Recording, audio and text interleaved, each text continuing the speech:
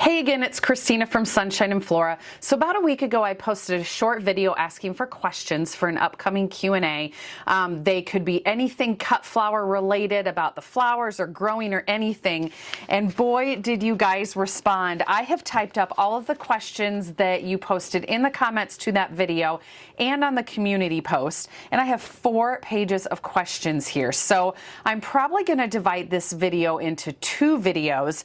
And I'm just going to go through and I'm going to read all these questions and answer them as best as I can for you guys. So I have color coded the questions.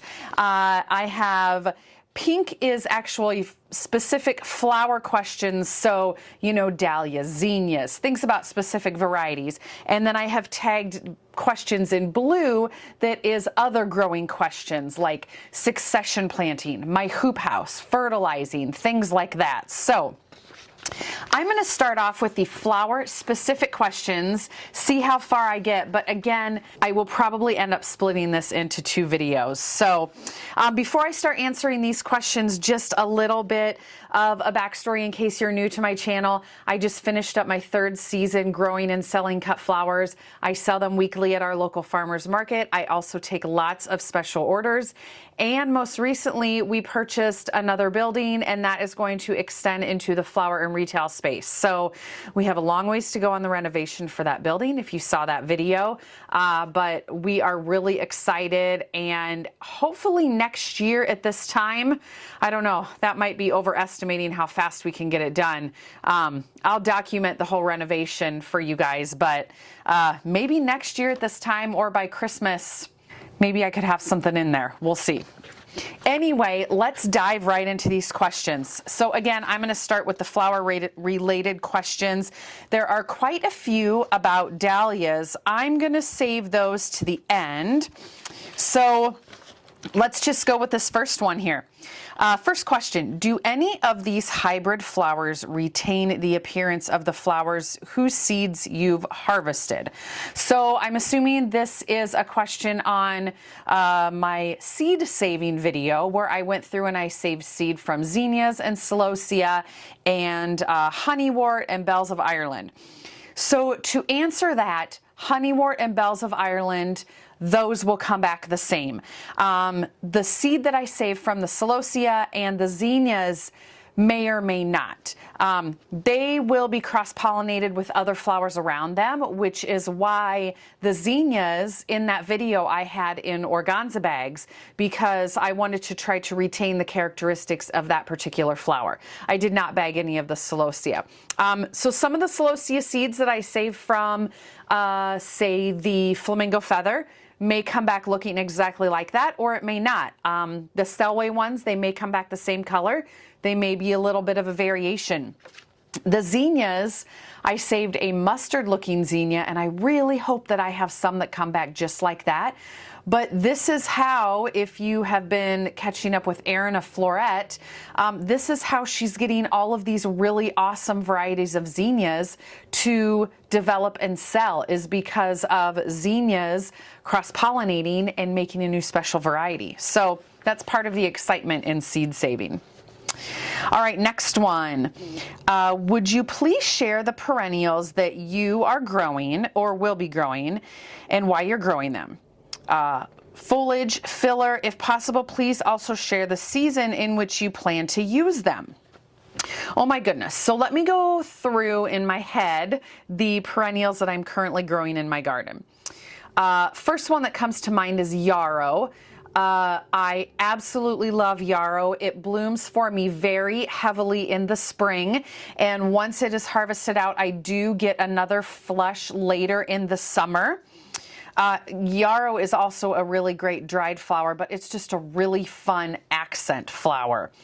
Echinacea is also another really good one, kind of the same as yarrow. I get 1 flush. Once they're all cut back, I will get a second flush, not as heavy though, very late in the season. So feverfew perennialized for me this last year, and I got a very strong first flush very, very early in the season. And then later in the season, I got some shorter stems that I was able to use in my mini bouquets. But the one good thing about feverfew is it's a cool flower and it loves the cool weather. So I had that as a filler very, very early in the season. Peonies are a perennial.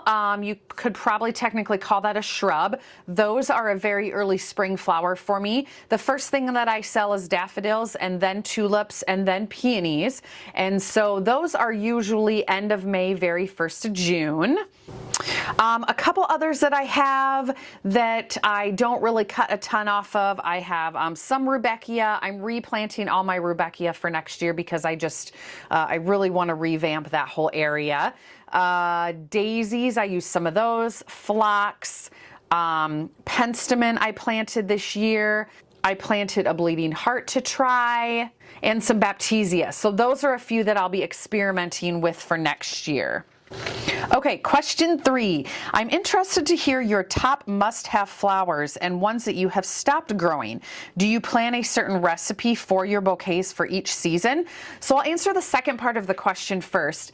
Some weeks I do recipes because it's really easy if I have an abundance of certain colors of types of flowers to harvest a bunch of those, and then I will make recipes and all the bouquets will look similar.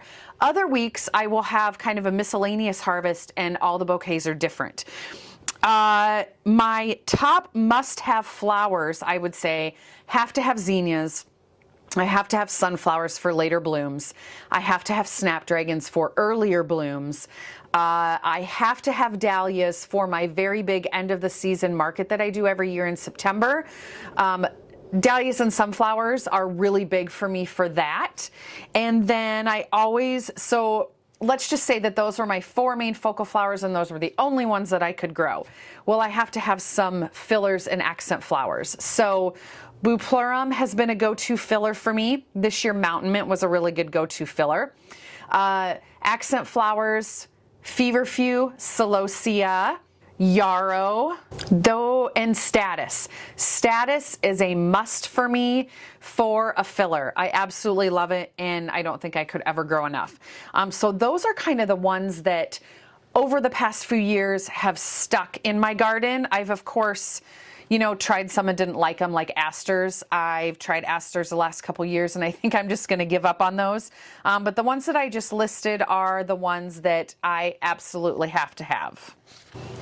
All right, moving on to the next page. Have you grown cool flowers? Yes. Started them in the fall?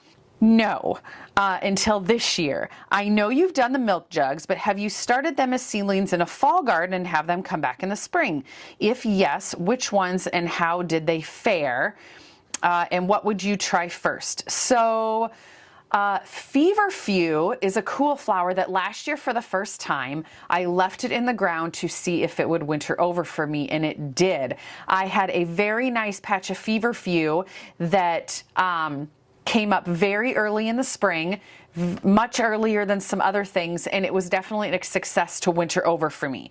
Rudbeckia is another cool flower that does perennialize in our area, so that worked well for me, saving that from year to year. This year I planted in my hoop house Campanula, and I ordered them as plugs from Farmer Bailey. I just did a video on it, and I have those planted in my hoop house. There is a short little article on the Johnny's website where they have tested Campanula in zone 5 in a hoop house, which are my situations, where it worked to plant them in the fall, winter them over, and then they had a very early crop in the spring. And they stated in their experiment that their crop was earlier and stronger and the stems were much taller. So that is the only one that I have tried to specifically plant in the fall. So I will have to keep you updated on the results for that. But yes, I do start cool flowers in the milk jugs and start them in seed trays to plant them in the spring. I love so many of the cool flowers. Snapdragons is a huge one for me. So if you buy the Cool Flowers book, I'll link it in the description below. Tons of information, and there are so many really strong cut flowers in that book. All right, next question. My celosia flamingo, purple, grew about 10 inches to a foot tall. How do I get some height in my plants? So my question to you would be, are you pinching your celosia?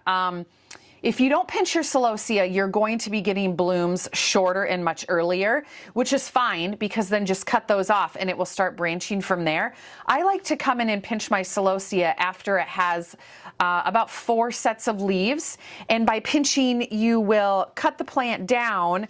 And by doing that, when you cut it above like a now I can't talk, and like an intersection of leaves, that's not the right word, but if you cut it above a set of leaves, that promotes side shoots and branches to grow from around the plant, and that will give you more blooms, but also taller plants. So if you are not pinching, I would definitely try doing that. And I have videos on pinching plants too, so make sure to search for those.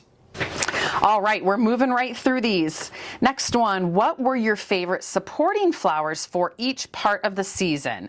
I know Feverfew is up there for you. Any others? Yes, Feverfew is definitely a favorite of mine.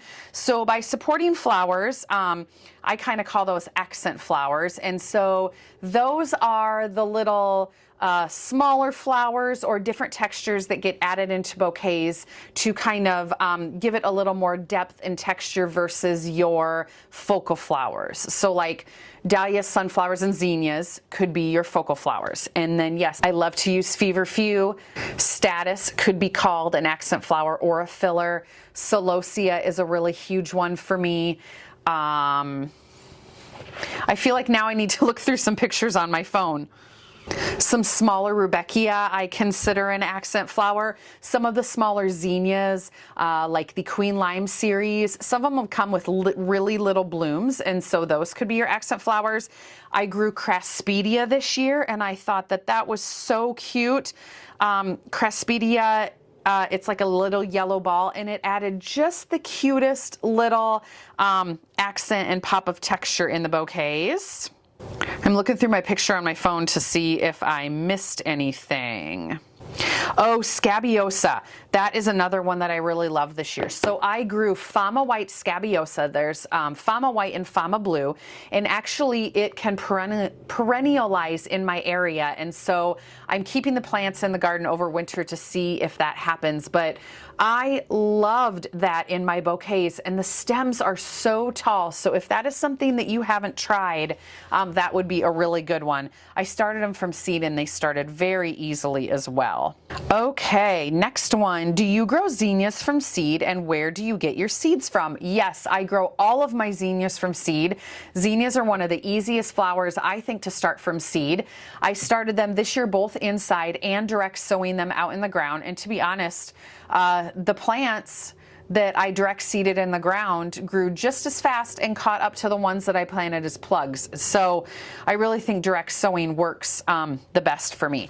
I get my seeds from Johnny's Geo Seed, which is more wholesale prices, but I don't believe that you have to have an actual like business ID to order from them. I think anyone can order from them.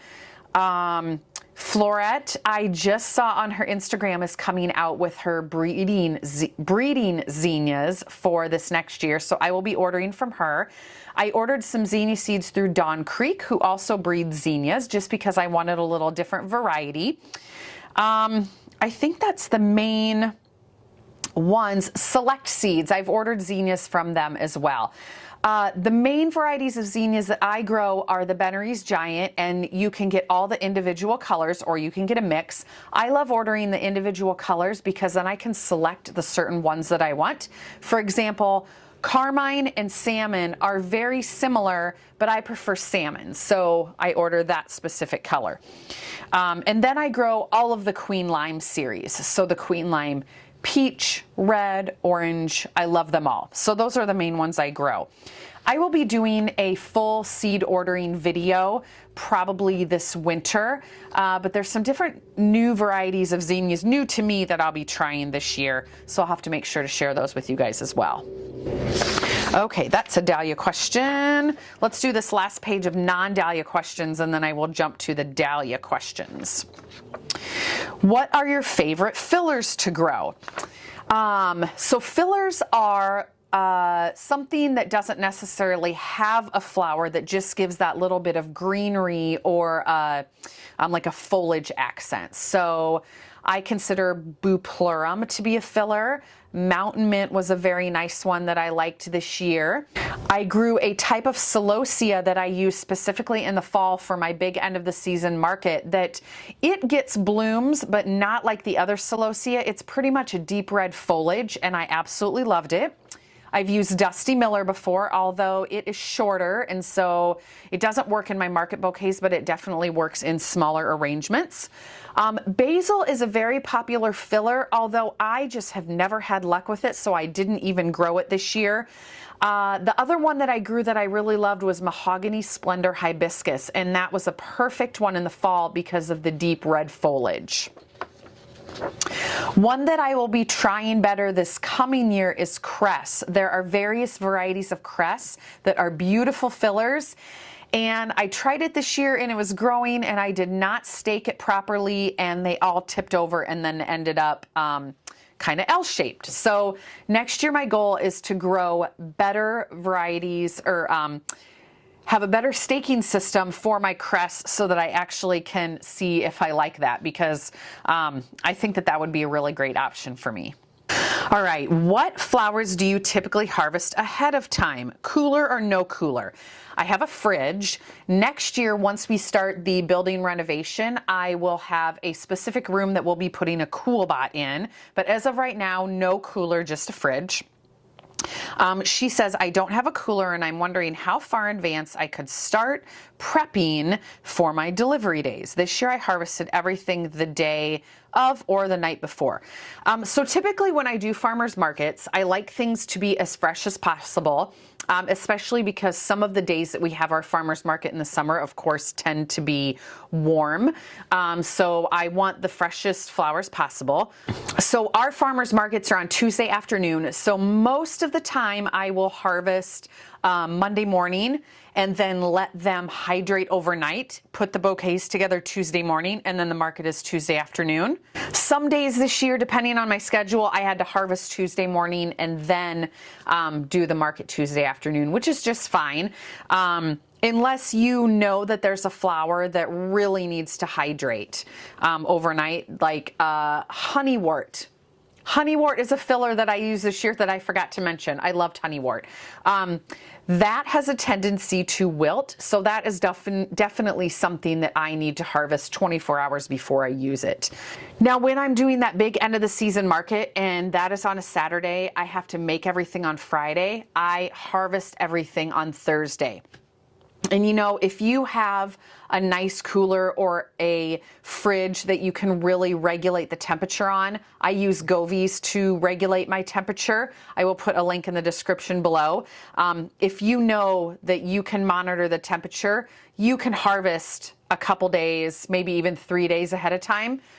Put them in some clean water, let them chill in the cooler, and they're going to be just fine. Because you got to think about the florists are ordering flowers from who knows where that come shipped in boxes that are dry and wilted, and they hydrate back. Flowers are very resilient. They hydrate back pretty good. So you got to think, your flowers that are coming fresh out of the garden, if you put them straight into a cooler and let them sit there a couple days, they are still fresher than any flowers that get shipped across the US or from another country. So I would say, you know, 2 or 3 days ahead of time, if you're harvesting them at a cool part of the day, they're going to be just fine, in my experience. Okay, couple more before we hit the dahlia questions. If you could grow only 5 flowers, what would they be? Zinnias, sunflowers, snapdragons, because I love to have a spike in there. Status, because I love the texture that it gives in bouquets, and it's just an easy, no-brainer filler. I'd probably have to say dahlias. Even though they don't have as long a vase life as a lot of the other flowers, people love the dahlias and they will always buy them. Okay, so last question before we get to the dahlia questions. What are you and are you not growing next year? Oh my gosh, I feel like that is too long of an answer for this video. I always do a seed order video or what I'm growing video in the winter, so make sure to watch for that because I will go over every color of every variety that I will be growing, and I put pictures up on the screen, and that kind of tells the whole spectrum of everything that I'm growing. And then I also do a garden plan video in the winter where I show you all of my beds and how much I'm growing of what. And so watch for those videos this winter because they usually get pretty lengthy, but I give you a ton of information. Okay, so dahlia questions. When is the best time to harvest your dahlia tubers? Well, actually, I just did mine yesterday, and you guys will be seeing a video about that, maybe even before this video, actually. So I went on to and I had it up on my screen because I always like to do a little bit of a refresher every fall with my dahlias just to kind of read up on things. And so I went to the American Dahlia Society website and just kind of did a little bit of reading about saving the tubers and storing the tubers and temperature and whatnot. And it was right in line with everything that I do. So I always harvest my dahlia tubers at the very end of the season because they need the full season to fully develop. Now, you could do it before you get a frost if you want to, but you do not have to. Frost is not going to hurt your tubers. Typically, I harvest mine after the frost. And the one thing that you do want to make sure that you do if you're going to wait and keep them in the ground after you get a frost is you want to tag all your plants, because after you get a frost or a hard freeze, all of your dahlia plants are going to look the same and you're not going to be able to tell the difference. So I always tag mine before we get a frost, and then after we get a frost or a hard freeze. If you get one hard freeze, your ground is not going to be frozen, so that also is not going to harm your tubers. But I usually dig mine out of the ground the end of October. I'm in zone 5A.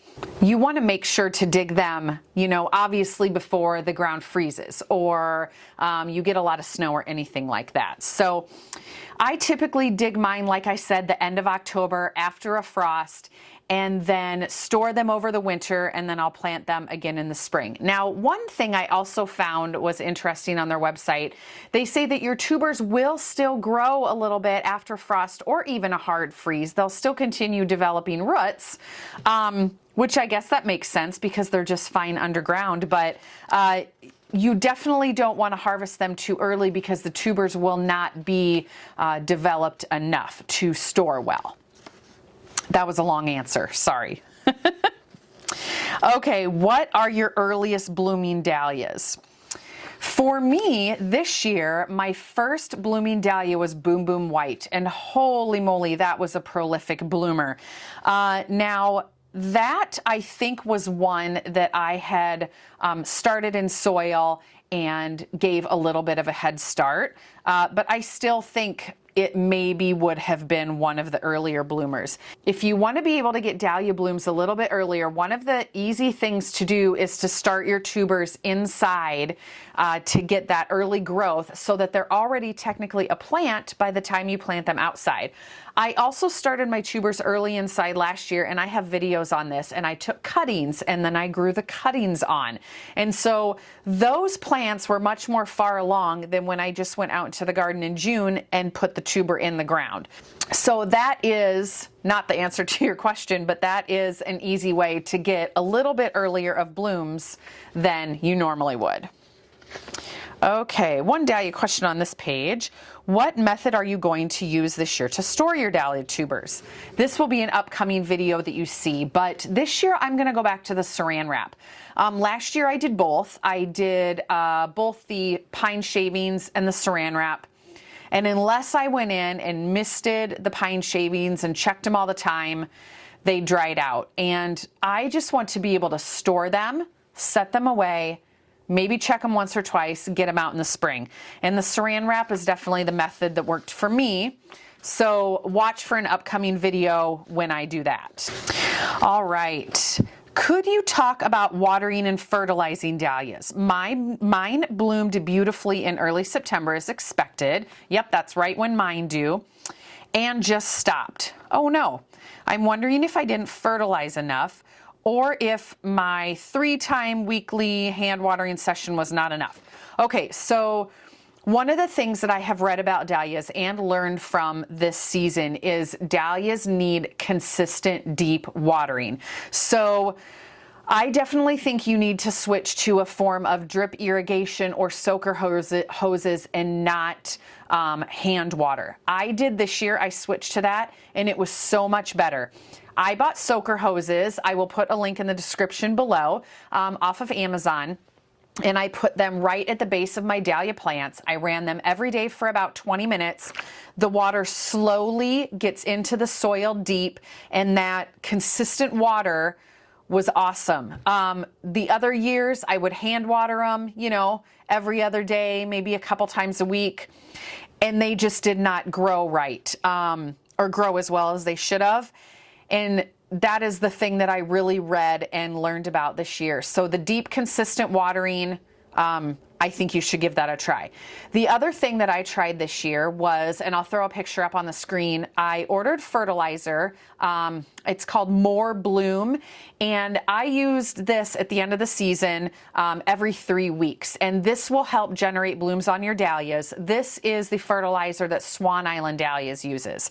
So if you'd like to get a fertilizer, try this one and also do the consistent deep watering, and I think you'll have much better luck. Okay, next question. It's my first time overwintering dahlias, and I'm not sure where to store them. No basement. She has no basement, and her garage can get close to freezing. Will they survive as long as they don't actually freeze? Or maybe a crawl space near where the furnace is? A crawl space would be good, but you don't want to get any heat from the furnace if your furnace gives off heat. I have no idea how cold it gets there. With the furnace, I expect it'd be warmer than the garage. The American Dahlia Society, from what I just read online, recommends a temperature, I believe they said, and let me look this up again while I am actually talking. I think they said about 45 degrees. Yes, most growers seem to recommend a range of 40 to 45 degrees.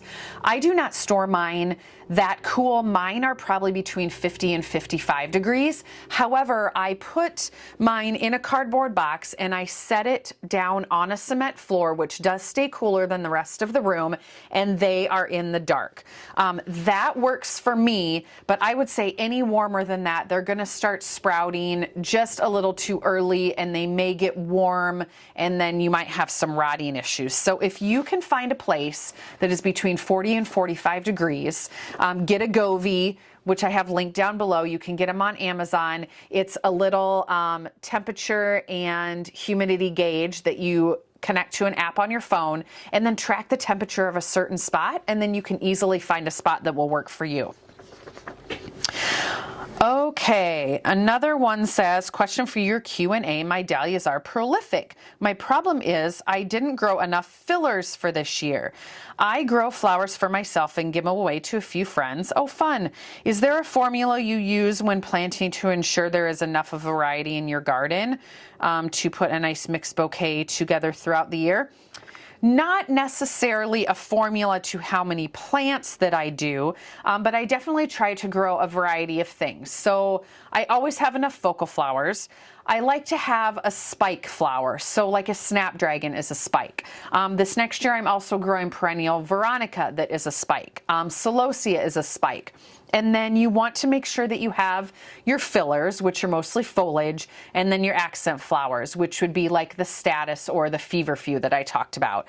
And when you mix those four things together in a bouquet, that's what really gives it the dimensions. Okay, looks like I'm on my very last question, which I think will be the last one for this video. This is the last dahlia question.